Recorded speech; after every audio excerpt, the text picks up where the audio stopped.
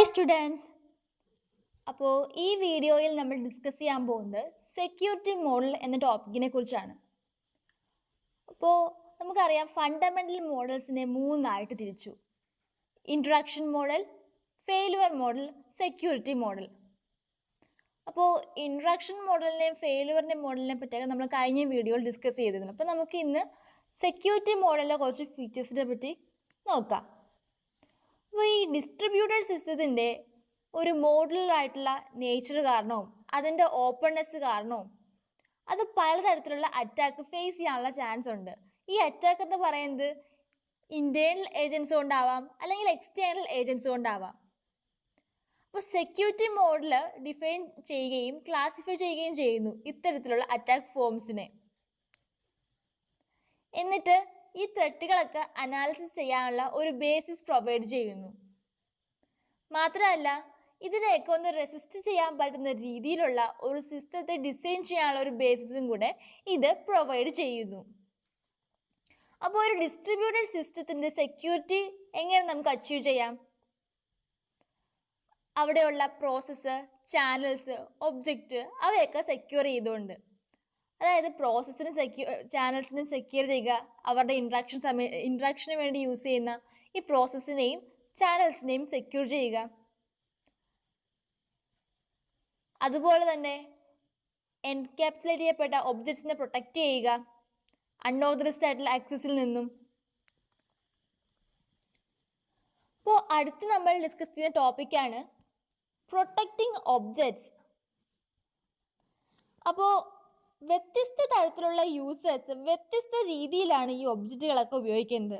ഇപ്പോൾ ഉദാഹരണത്തിന് ചില ഒബ്ജക്ട്സ് ഒക്കെ യൂസേഴ്സിൻ്റെ പ്രൈവറ്റ് ഡേറ്റ ഹോൾഡ് ചെയ്യുന്നു, അതായത് മെയിൽ ബോക്സ് ഒക്കെ. എന്നാൽ ചില ഒബ്ജക്റ്റ് ഷെയർഡ് ഡേറ്റ, അതായത് വെബ് പേജ് പോലത്തെ ഷെയർഡ് ഡേറ്റയാണ് ഇത് ഹോൾഡ് ചെയ്യുന്നത്. അപ്പോൾ ഇതിനെ സപ്പോർട്ട് ചെയ്യാൻ വേണ്ടിയിട്ട് ആക്സസ് റൈറ്റ്സ് യൂസ് ചെയ്യുന്നു. ഇതെന്താ സ്പെസിഫൈ ചെയ്യുന്നത്? അതായത് ആരൊക്കെ എന്തൊക്കെ ഓപ്പറേഷൻസ് ഒരു പർട്ടിക്കുലർ ഒബ്ജക്റ്റിൽ പെർഫോം ചെയ്യാം എന്നത് അലൗ ചെയ്യുന്നത് ഈ ആക്സസ് റൈറ്റ്സിൻ്റെ സഹായത്തോടു കൂടിയാണ്.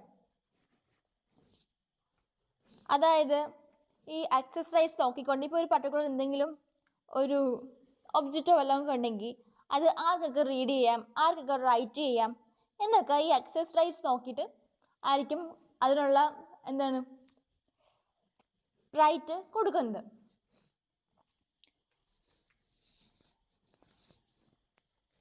അപ്പോൾ അതുകൊണ്ട് തന്നെ നമ്മുടെ ഈ സിസ്റ്റം മോഡലിൽ യൂസേഴ്സിനെയും ഇൻക്ലൂഡ് ചെയ്യേണ്ടതുണ്ട് as the beneficiaries of the access rights.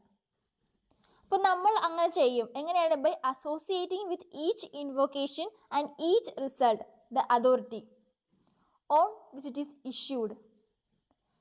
അപ്പോൾ ഓരോ ഇൻവോക്കേഷനെയും ഓരോ അതോറിറ്റിയെയും നമ്മൾ അസോസിയേറ്റ് ചെയ്യുന്നു. അപ്പോൾ ഇത്തരത്തിലുള്ള അതോറിറ്റിയാണ് നമ്മൾ പ്രിൻസിപ്പിൾ എന്ന് പറയുന്നത്. പ്രിൻസിപ്പിൾ എന്ന് പറയുന്നത് യൂസർ ആവാം, പ്രോസസ് ആവാം. അപ്പോൾ ഇവിടെ ഒരു ഫിഗർ കണ്ടോ, ഒബ്ജക്ട്സ് ആൻഡ് പ്രിൻസിപ്പിൾസ് എന്ന് പറഞ്ഞ ഫിഗർ. ഇവിടെ ഒരു ക്ലയൻറ്റ് സെർവർ മോഡലിലാണ് ഇത് റെപ്രസെൻറ്റ് ചെയ്യുന്നത്. ക്ലയൻ്റ് ഉണ്ട്, സെർവർ ഉണ്ട്. ക്ലയൻറ്റും സെർവറും പ്രിൻസിപ്പളാണ്. ഒരു നെറ്റ്വർക്ക് ഇത് കണക്ട് ചെയ്തിട്ടുണ്ട്. അവിടെ ഇൻവോക്കേഷൻ ചെയ്യും, പിന്നെ അതിൻ്റെ റിസൾട്ട് കിട്ടുന്നുണ്ട്. അപ്പോൾ ഇവിടെ പറയുന്നത് ഒരു സെർവർ ഉണ്ട്. ഇത് കുറേ കളക്ഷൻ ഓഫ് ഒബ്ജക്ട്സിനെ മാനേജ് ചെയ്യുന്നു യൂസേഴ്സിൻ്റെ ബിഹാഫിൽ. യൂസേഴ്സ് ക്ലയൻറ്റ് പ്രോഗ്രാംസ് റൺ ചെയ്ത് ഇൻവോക്കേഷൻസ് സെർവറിലേക്ക് സെൻഡ് ചെയ്യുന്നു. അപ്പോൾ സെർവർ ഈ ഒബ്ജക്റ്റിലേക്ക് പർട്ടിക്കുലർ ഓപ്പറേഷൻസ് പെർഫോം ചെയ്യുന്നു. അപ്പോൾ ഓരോ പ്രാവശ്യവും ഇൻവോക്കേഷൻ ചെയ്യുമ്പോൾ സെർവർ ആയിരിക്കും ഓപ്പറേഷൻസ് ക്യാരി ഔട്ട് ചെയ്യുന്നത്. എന്നിട്ട് ക്ലയൻറ്റിലേക്ക് റിസൾട്ട് കൊടുക്കുന്നു. അടുത്ത ടോപ്പിക്കാണ് securing processes and their interaction. Process തമ്മിൽ ഇൻട്രാക്ട് ചെയ്യുന്നത് മെസ്സേജസ് സെൻഡ് ചെയ്തുകൊണ്ടാണ്. അപ്പോൾ ഈ മെസ്സേജസിൽ അറ്റാക്ക് വരാനുള്ള ചാൻസ് വളരെ കൂടുതലാണ്. കാരണം ഇവിടെ കമ്മ്യൂണിക്കേറ്റ് ചെയ്യാൻ വേണ്ടിയിട്ട് ഇവിടെ കമ്മ്യൂണിക്കേഷൻ സർവീസ് ഓപ്പൺ ചെയ്ത് വെക്കും. അപ്പോൾ ഏത് പ്രോസസ്സ് വന്നാലും അവർക്ക് പരസ്പരം കമ്മ്യൂണിക്കേറ്റ് ചെയ്യാൻ വേണ്ടി പറ്റും. അപ്പോൾ അവിടെ ഒരു കേസിൽ ഒരു എനിമി വരാൻ ചാൻസ് ഉണ്ട്. ഇനി ആരാണ് ഈ എനിമി? എനിമി നമുക്ക് അഡ്വേഴ്സറി എന്നും പറയാം. അപ്പോൾ എനിമി എന്താണ് ചെയ്യാമെന്ന് നമുക്ക് അടുത്ത ഈ ഫിഗറിലൂടെ നോക്കാം. ഈ എനിമിക്ക് ഏതൊരു പ്രോസസ്സിലേക്കും ഏത് മെസ്സേജ് വേണമെങ്കിലും സെൻഡ് ചെയ്യാനുള്ള കേപ്പബിലിറ്റി ഉണ്ട്. അതുപോലെ തന്നെ ഇപ്പം രണ്ട് പ്രോസസ്സ് അവർ തമ്മിൽ പരസ്പരം കമ്മ്യൂണിക്കേറ്റ് ചെയ്തുകൊണ്ടിരിക്കുകയാണ് മെസ്സേജ് പാസ് ചെയ്തിട്ട്. അപ്പോൾ ആ മെസ്സേജ് റീഡ് ചെയ്യാനും ആ മെസ്സേജ് കോപ്പി ചെയ്യാനും ചിലപ്പം ആ എനിമിക്ക് കേപ്പബിലിറ്റി ഉണ്ടായിരിക്കാം. അപ്പോൾ എനിമി ഒരുപാട് ത്രെട്ടുകളും എനിമിയിൽ മൂലം നമ്മുടെ ഡിസ്ട്രിബ്യൂട്ടഡ് സിസ്റ്റത്തിൽ ഉണ്ടാകാനുള്ള ചാൻസ് വളരെ കൂടുതലാണ്. പ്രോസസ്സിലും ത്രെഡ്സ് ഉണ്ടാവാം, കമ്മ്യൂണിക്കേഷൻ ചാനൽസിലും ത്രെഡ്സ് ഉണ്ടാവാം. അപ്പോൾ പ്രോസസ്സിൽ എന്തൊക്കെയാണെന്ന് നോക്കാം. അപ്പോൾ ഒരു പ്രോസസ്സ് എന്ന് പറയുന്നത് ഇൻകമിങ് റിക്വസ്റ്റിനെ ഹാൻഡിൽ ചെയ്യാൻ വേണ്ടിയിട്ടായിരിക്കും ഡിസൈഡ് ചെയ്തിരിക്കുന്നത്. അപ്പോൾ അത് ഡിസ്ട്രിബ്യൂട്ടഡ് സിസ്റ്റത്തിലെ ഏതൊരു പ്രോസസ്സിൽ നിന്നും മെസ്സേജിനെ ഇത് റിസീവ് ചെയ്യുന്നു. മാത്രമല്ല ഇപ്പം ആരാണ് ആ മെസ്സേജ് സെൻഡ് ചെയ്തെന്ന് ഇതിന് എല്ലായ്പ്പോഴും ഐഡൻറ്റിഫൈ ചെയ്യാൻ പറ്റണമെന്നുമില്ല. ഇപ്പോൾ കമ്മ്യൂണിക്കേഷൻ പ്രോട്ടോകോൾസ് ആയിട്ടുള്ള IP അതിനകത്തും ഒരു ആരാണോ മെസ്സേജ് അയച്ചിരിക്കുന്നത് ആ മെസ്സേജ് അയച്ച ആ സോഴ്സ് കമ്പ്യൂട്ടറിൻ്റെ അഡ്രസ്സ് അതിനകത്തുണ്ട്. പക്ഷേ ആർക്ക് വേണമെങ്കിലും ആ മറ്റൊരു കമ്പ്യൂട്ടറിൻ്റെ IP അഡ്രസ്സ് വെച്ച് മെസ്സേജ് അയക്കാമല്ലോ. അപ്പോൾ ഇതെല്ലാം കൊണ്ട് തന്നെ ഈ സോഴ്സ് മെസ്സേജിനെ പറ്റിയുള്ള ആ നോളജ്, വിശ്വാസ്യത കാണിക്കുന്ന നോളജ് ഇവിടെ കുറയുക ചെയ്യുന്നത്. അപ്പോൾ ഇതെന്ന് പറയുന്നത് സെർവറും ക്ലയൻറ്റിൻ്റെയും കറക്റ്റ് ഫങ്ഷനിങ്ങിന് ഒരു ത്രെട്ടാണ് ഇത്. അടുത്തൊരു ത്രെട്ടാണ് ത്രെഡ്സ് ടു കമ്മ്യൂണിക്കേഷൻ ചാനൽ. ഒരു എനിമിക്ക് മെസ്സേജുകൾ കോപ്പി ചെയ്യാനും ആൾട്ടർ ചെയ്യാനും ഇജക്റ്റ് ചെയ്യാനും സാധിക്കും. നെറ്റ്വർക്കിലൂടെ ട്രാവൽ ചെയ്തു പോകുന്ന ഏതൊരു മെസ്സേജും ഇവർക്ക് ഇങ്ങനെയൊക്കെ ചെയ്യാൻ സാധിക്കും. അപ്പോൾ ഇതെന്ന് പറയുന്നത് ഈ നെറ്റ്വർക്കിലൂടെ കടന്നു പോകുന്ന ഓരോ ഇൻഫർമേഷൻസിൻ്റെയും പ്രൈവസിയുടെയും ഇൻറ്റഗ്രിറ്റിയെയും ബാധിക്കുന്ന ഒരു ത്രെട്ടാണിത്.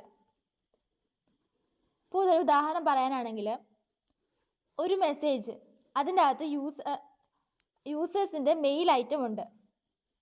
അത് ചിലപ്പം മറ്റൊരു യൂസറിലേക്ക് റിവീൽ ആകുന്നു, അല്ലെങ്കിൽ ആ മെസ്സേജ് അതിലുള്ള കണ്ടന്റ് ഓൾട്ടർ ചെയ്ത് അത് വേറെ എന്തെങ്കിലുമായിട്ട് സെൻഡ് ആകുന്നു.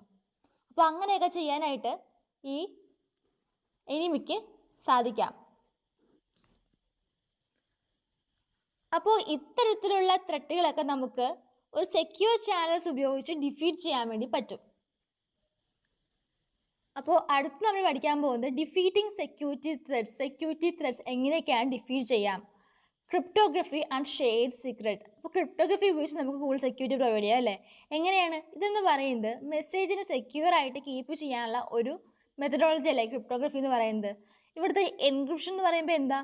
ഇതെന്ന് പറയുമ്പോൾ ഒരു മെസ്സേജ് ഉണ്ടെങ്കിൽ അതിനെ സ്ക്രാമ്പിൾ ചെയ്യുന്നു, മറ്റൊരു ഫോമിലാക്കുന്നു, അങ്ങനെ അതിൻ്റെ കണ്ടൻസ് ഹൈഡ് ചെയ്യുന്നു. മറ്റൊരു മെത്തഡോളജിയാണ് ഈ സെക്യൂരിറ്റി കൂടുതൽ പ്രൊവൈഡ് ചെയ്യാൻ പറ്റുന്ന മെത്തഡോളജിയാണ് ഒതൻറ്റിക്കേഷൻ. അപ്പോൾ ഇത് ഇവിടെ എന്താ ചെയ്യുന്നത്? Based on shared secrets authentication of messages providing the identity supplied by their senders. അതായത് ഈ ഷെയർഡ് സീക്രട്ടും എൻക്രിപ്ഷൻസും യൂസ് ചെയ്യുന്നതിലൂടെ മെസ്സേജ് ഒതൻറ്റിക്കേഷൻ ഒരു മെസ്സേജ് ഒതൻറ്റിക്കേഷൻ പ്രൊവൈഡ് ചെയ്യുന്നു by proving the identity supplied by the senders.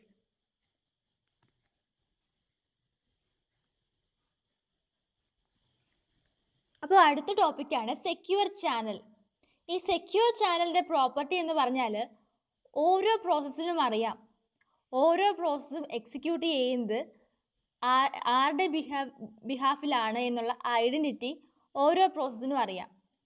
അപ്പോൾ സെക്യൂർ ചാനൽ എന്ന് പറയുന്നത് പ്രൈവസിയും ഇൻറ്റഗ്രിറ്റിയും ഇവിടെ എൻഷുർ ചെയ്യുന്നു, ടാമ്പറിങ്ങിനെതിരെ പ്രൊട്ടക്ഷൻ നൽകുന്നു. ഇപ്പം ഡേറ്റ നമ്മളിത് ട്രാൻസ്ഫർ ചെയ്യുമ്പം ആ ഡേറ്റയ്ക്ക് ഒരു പ്രൈവസി, ഇൻറ്റഗ്രിറ്റി അതൊക്കെ ഒക്കെ ഈ സെക്യൂരിറ്റി ചാനൽ പ്രൊവൈഡ് ചെയ്യുന്നു.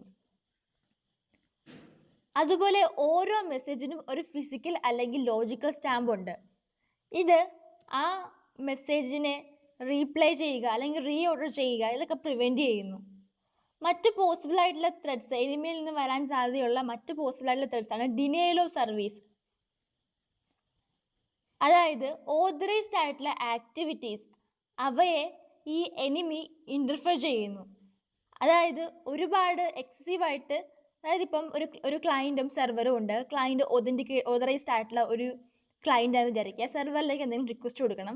പക്ഷെ എന്ത് ചെയ്യും, ഈ മറ്റു പല ആൾക്കാരും വന്ന് റിപ്പീറ്റ് ആയിട്ട് സെർവറിലേക്ക് ഇങ്ങനെ പോയിന്റ്ലെസ് എക്സസീവായിട്ട് ഇൻവൊക്കേഷൻസ് നടത്തിക്കൊണ്ടിരിക്കുക, അല്ലെങ്കിൽ മെസ്സേജ് ട്രാൻസ്ഫർ ചെയ്തുകൊണ്ടിരിക്കുകയാണ്. അപ്പോൾ എന്ത് പറ്റും, അവിടെ ഓവർലോഡ് വരും. ഓവർലോഡ് വരുമ്പോൾ ശരിക്കും ആർക്കാണോ സർവീസ് ലഭിക്കേണ്ടത് അയാൾക്ക് സർവീസ് ലഭിക്കുകയില്ല. അപ്പോൾ അതാണ് ഡിനയൽ ഓഫ് സർവീസ് എന്ന് പറയുന്നത്. ഇനി മൊബൈൽ കോഡ് എന്ന് പറയുമ്പോഴോ, ഒരു പ്രോഗ്രാം കോഡ് എക്സിക്യൂഷൻ ചെയ്യുന്നു. അതായത് നമ്മൾ നേരത്തെ കഴിഞ്ഞ വീഡിയോയിൽ നമ്മൾ പറഞ്ഞതാണ് മൊബൈൽ കോഡിനെ പറ്റിയിട്ട്.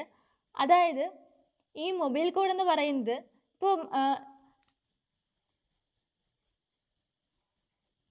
അതായത് എവിടെ നിന്നെങ്കിലും ഡൗൺലോഡ് ചെയ്ത് നമ്മുടെ കമ്പ്യൂട്ടറിലായിരിക്കും അത് റൺ ഏതെങ്കിലും ഒരു സ്ഥലത്ത് നിന്ന് നമ്മളത് ഡൗൺലോഡ് ചെയ്തിട്ട് നമ്മുടെ കമ്പ്യൂട്ടറിൽ അത് റൺ ചെയ്യും. അത് നമ്മൾ പറഞ്ഞല്ലോ. അതായത് അതൊരു ത്രെറ്റായിട്ട് നമ്മൾ ഇഷ്യൂസ് ഓഫ് ദി ഡിസ്ട്രിബ്യൂട്ടഡ് സിസ്റ്റത്തിൽ പറഞ്ഞതാണ്. അതായത് നമ്മൾ അറിയാതെ ഒരു ഇമെയിൽ അറ്റാച്ച്മെൻറ്റ് നമ്മൾ ഓപ്പൺ ചെയ്യുമ്പോൾ ആ ഓപ്പൺ ചെയ്ത ഇമെയിൽ അറ്റാച്ച്മെൻറ്റിൽ ഒരു കോഡ് ഉണ്ടാകും. അത് ഓട്ടോമാറ്റിക്കലി നമ്മുടെ കമ്പ്യൂട്ടറിൽ വന്ന് ഇൻസ്റ്റാൾ ആയിട്ട് അത് പല ടാസ്കുകളും ചെയ്യും. അപ്പോൾ അങ്ങനെയൊക്കെ ചെയ്ത് നമുക്ക് ഡിനയൽ ഓഫ് സർവീസ് എന്ന് പറയുന്ന ഈ അറ്റാക്കും ഒക്കെ വരുത്താൻ ചാൻസ് വളരെ കൂടുതലാണ്.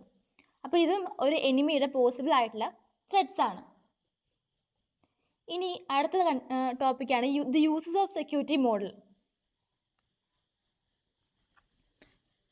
അപ്പോൾ ഇത്തരത്തിൽ എന്തൊക്കെ സെക്യൂരിറ്റി ത്രെഡ്സാണ് വരുന്നത്, അതെങ്ങനെ നമുക്ക് തടയാം എന്നതിനെ പറ്റിയുള്ള ഈ സെക്യൂരിറ്റി അനാലിസിസ് നമ്മൾ ചെയ്തതിലൂടെ ഒരു ത്രെട്ട് മോഡൽ നമ്മൾ കൺസ്ട്രക്ട് ചെയ്യാനാണ് ശ്രമിക്കുന്നത്.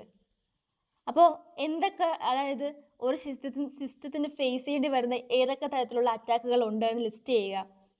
എന്നിട്ട് അത് ആ ഓരോന്നിനും എന്തോരം റിസ്കുകളും കോൺസിക്വൻസും ഉണ്ടെന്ന് ഇവാലുവേറ്റ് ചെയ്യുക. അതൊക്കെയാണ് സെക്യൂരിറ്റി അനാലിസിസിൽ വരുന്നത്.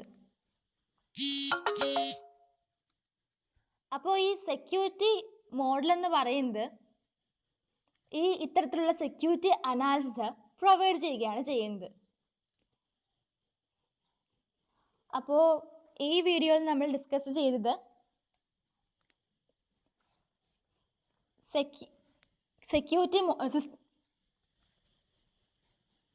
സെക്യൂരിറ്റി മോഡലിനെ കുറിച്ചാണ്. അപ്പോൾ നിങ്ങൾക്ക് ഈ ടോപ്പിക്കിനെ പറ്റി ഒരു ബേസിക് ആയിട്ടുള്ള ഐഡിയ കിട്ടിയെന്ന് ഞാൻ വിശ്വസിക്കുന്നു. Thank you.